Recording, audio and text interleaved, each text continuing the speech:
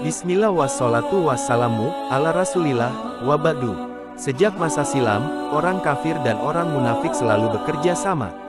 Orang kafir melakukan konspirasi untuk merusak Islam dari luar, sementara orang munafik bertugas melakukan pendangkalan ideologi kaum muslimin. Mereka saling membisikkan kalimat indah, untuk menipu orang yang beriman. Demikianlah kami jadikan bagi tiap-tiap nabi itu musuh, yaitu saitan-saitan, dari jenis manusia dan jenis jin.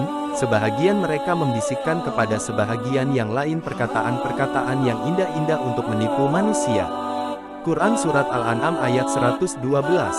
Dan diantara misi besar munafik adalah membangun prinsip permisif, serba boleh, di tengah kaum muslimin.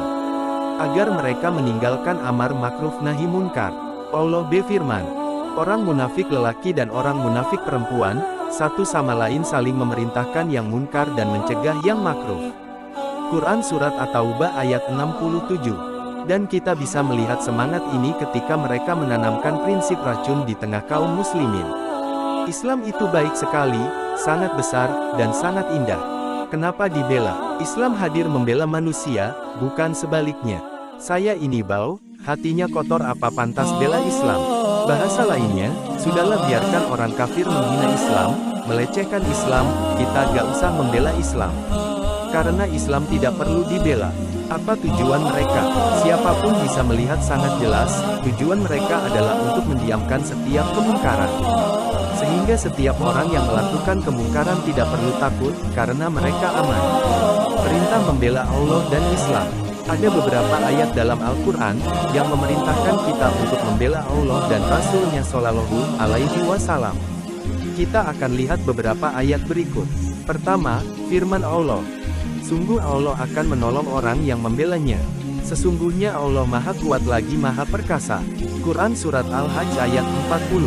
Allah juga berfirman, hai orang-orang mukmin, jika kamu menolong agama Allah, niscaya Dia akan menolong kalian dan mengokohkan kaki kalian. Quran Surat Muhammad ayat 7. Di ayat lain, Allah berfirman memerintahkan umat Islam untuk membela Nabi Shallallahu Alaihi Wasallam. Sesungguhnya kami mengutus kamu sebagai saksi, pembawa berita gembira dan pemberi peringatan, supaya kalian beriman kepada Allah dan Rasul-Nya, mendukung beliau, memuliakan beliau. Quran Surat Al-Fat ayat 8 sampai dengan 9. Apa makna membela dan menolong Allah? Ada banyak ayat dalam Al-Quran yang menggunakan istilah yang umumnya digunakan manusia. Di antaranya, Allah membeli dari jiwa dan harta orang beriman dengan dibayar surga. Allah berfirman, sesungguhnya Allah telah membeli dari orang-orang mukmin diri dan harta mereka dengan memberikan surga untuk mereka. Mereka berperang pada jalan Allah, lalu mereka membunuh atau terbunuh. Quran Surat At-Taubah ayat 111. Di ayat lain, Allah menawarkan kepada manusia untuk menghutangi dan akan dibalas dengan berlipat ganda. Siapa yang memberikan pinjaman kepada Allah dengan kebaikan maka Allah akan mengganti dengan berlipat ganda. Quran Surat Al-Baqarah ayat 245. Dan ayat semisal dengan ini cukup banyak, dan orang yang logikanya sehat sangat mudah memahami maksud ayat di atas. Termasuk ayat yang menyebutkan perintah untuk menolong Allah.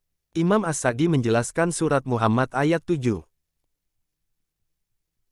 Ini merupakan perintah dari Allah kepada orang yang beriman agar mereka membela Allah dengan menjalankan agamanya, mendakwahkannya dan berjihad melawan musuhnya.